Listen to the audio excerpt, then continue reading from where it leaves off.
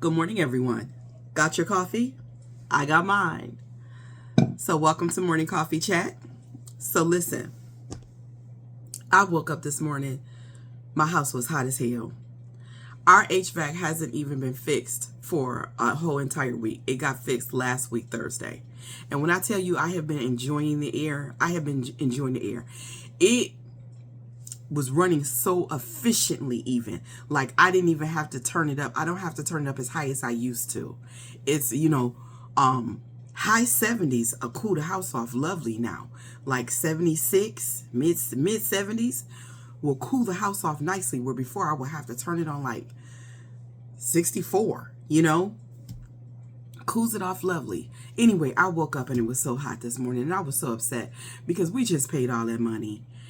And then I feel the walls and the walls are still cool. So I said it must have just went down. And then I listened for the hum because the window unit is right outside my bedroom window. And I hear it humming nicely. So it's on. And I said, well, and then I feel right here.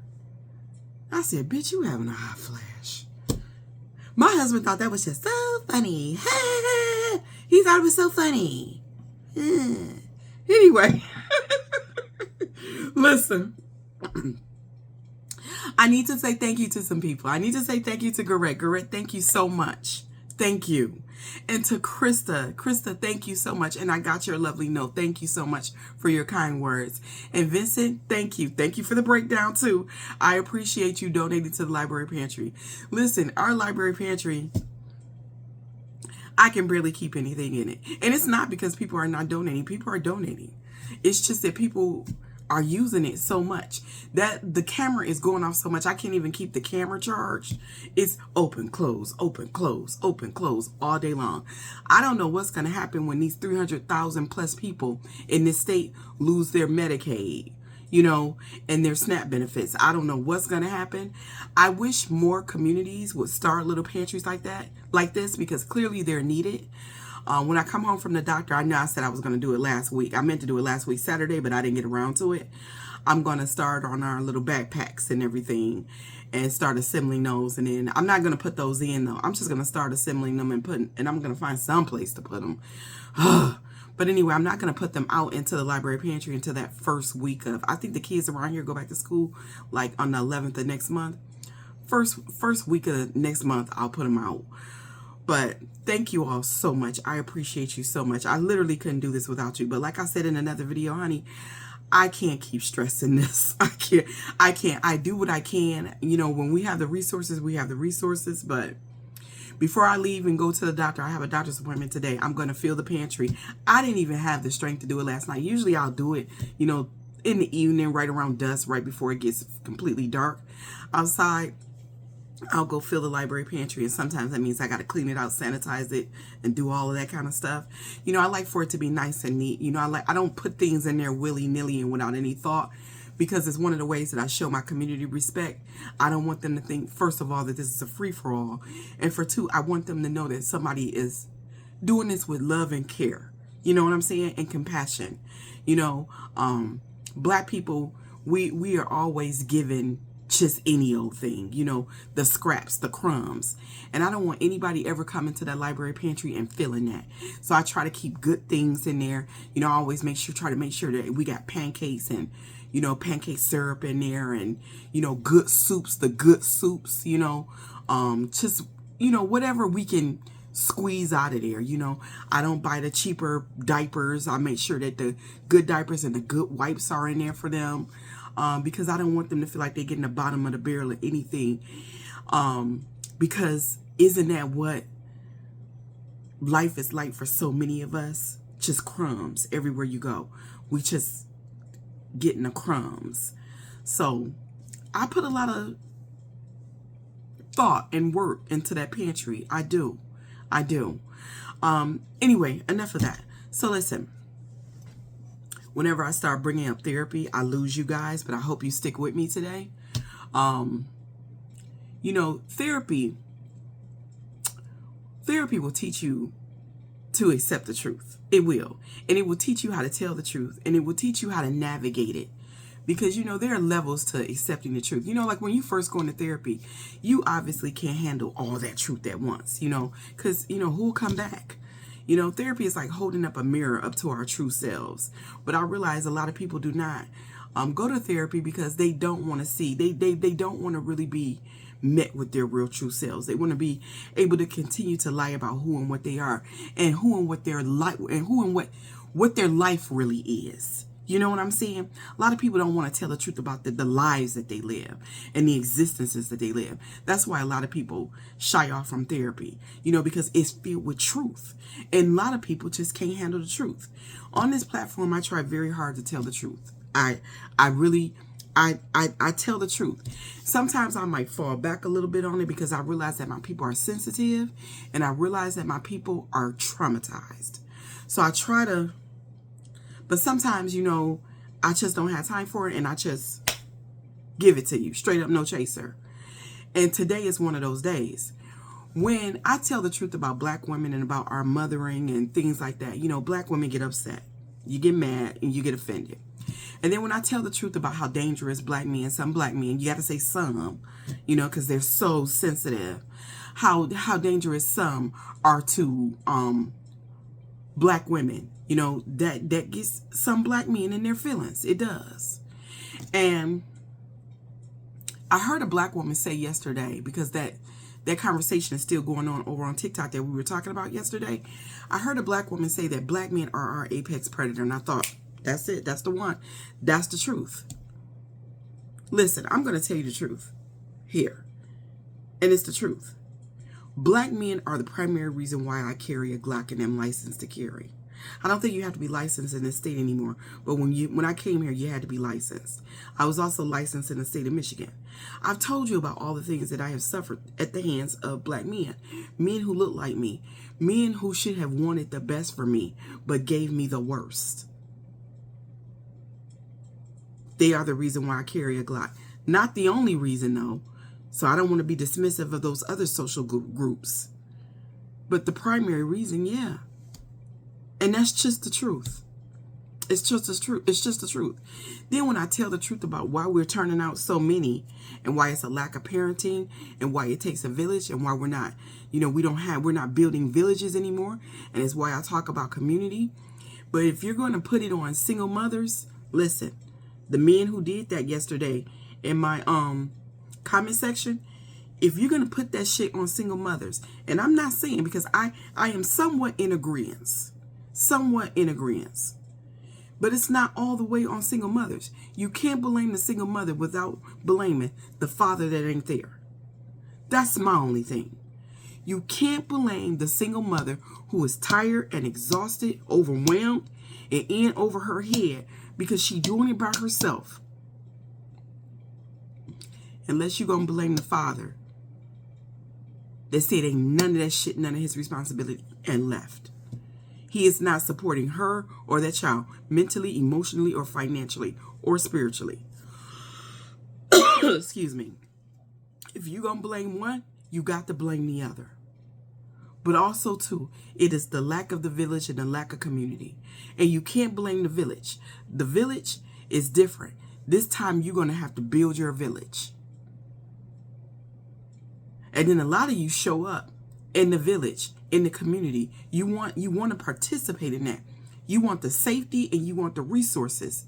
But you're literally bringing nothing but chaos and strife. You're bringing nothing to the village.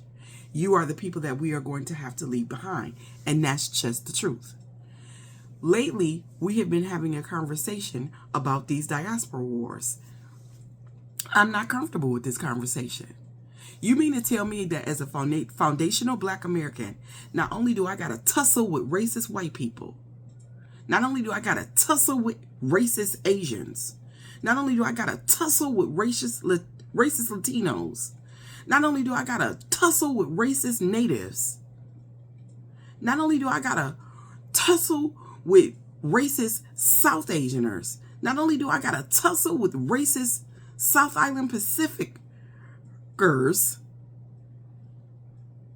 you mean to tell me I got to tussle with Black people too? from Nigeria, Ghana, Haiti, Jamaica. I got to tussle with y'all too. With my own people. Almost half my bloodline is Nigerian. But I got to tussle with y'all as a foundational Black American. That breaks my fucking heart. It does. These diaspora wars are fucking stupid. They're ignorant. Let me tell you, honey, this is the truth. At the end of the day, you may not like it, but at the end of the day, it ain't shit y'all can do over here without foundational Black Americans. You couldn't even come over here if it wasn't for foundational Black Americans. And I realize that what I'm saying is going to upset some of you all that are not foundational Black Americans. Because it's the truth. Excuse me. What is it they say about the truth? The truth will set you free, but first it'll piss you off. I don't like having these conversations. And it took me a minute to get there. Because I really wasn't listening to other foundational Black Americans when they're saying, look, we're under attack from our own people. They attacking us. And I'm like, no, we need to just chill. It's just one big misunderstanding. We need to find our way back to each other. But the attacks got to stop. And it may not be you. But enough of y'all, excuse me, enough of y'all are talking and plotting against us to where we got to say, okay, look, we got to address it. It's got to be addressed. And if you mad about me addressing it, you just mad about me addressing it. Speaking of which, I made a comment that wasn't true. I didn't realize that it was true. I had bad information. Haitians were not going up against ICE. Those were clips from something else. And then the way the narrative was framed was that Haitians were fighting back against ICE. And that's not true. Look, foundational Black Americans, I don't mind the correction. But let me tell you this. I'm not a child. Watch how you correct me. You don't get to dress me down like I'm some child and think you still gonna be here. If you want to correct me, correct me. I'm glad to take the correction. I can handle the truth. But all this screaming y'all doing and all of this disrespect y'all doing, some of you all are gonna notice that when you type, you can see your comment and you think that you're in the conversation, but you'll notice no one will reply to you and no one will like your comment. And the reason why that is because you're hidden. You're gone away from the rest of us. Because part of being in a community with other Black people means that we know how to talk to each other. We can have these conversations respectfully. And the minute you start talking to me disrespectfully, I don't know how so many of y'all think y'all gonna be disrespectful in the comments and you're gonna be allowed to remain here. That's not happening. That's not happening. I don't know who the fuck you think you are, but that's not gonna happen. Don't think because you see this jolly lady sitting up here smiling that I'm gonna take your bullshit. I ain't taking your bullshit. Watch how you talk to me. With that being said, let's get back to what we were talking about. If you are upset by the conversations that are taking place on this platform, you are free to leave. Nobody is keeping you here. Nobody is asking you to stay. Nobody is begging you for the support. Not here. You're not doing me any favors. Please understand that. For every person that decides that they no longer want to support this platform, I get 2 new supporters.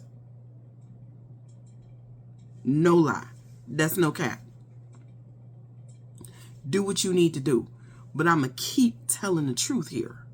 And if your feelings are hurt, your feelings are just hurt. Just like when we tell white people who are allies, you need to go back to your community and you need to be having these conversations. You don't really need to be over here with us, first off.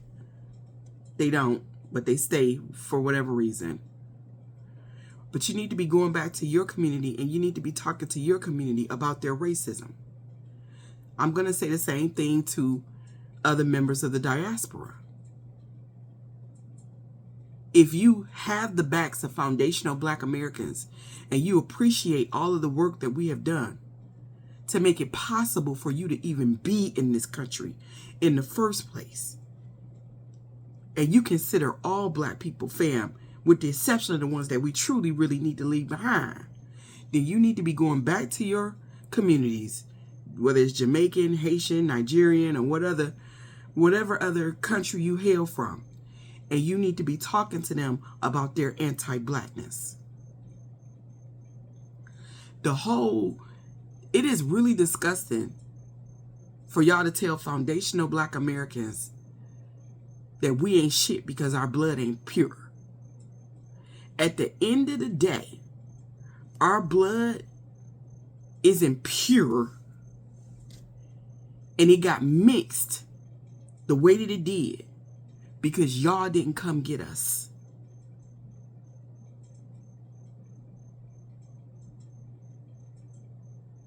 Maybe had y'all got in boats, came back, and got y'all stolen men, women, and children, we wouldn't be having this conversation right now. But we are. And that's the truth. We haven't done anything to you all except get it out the motherfucking mud.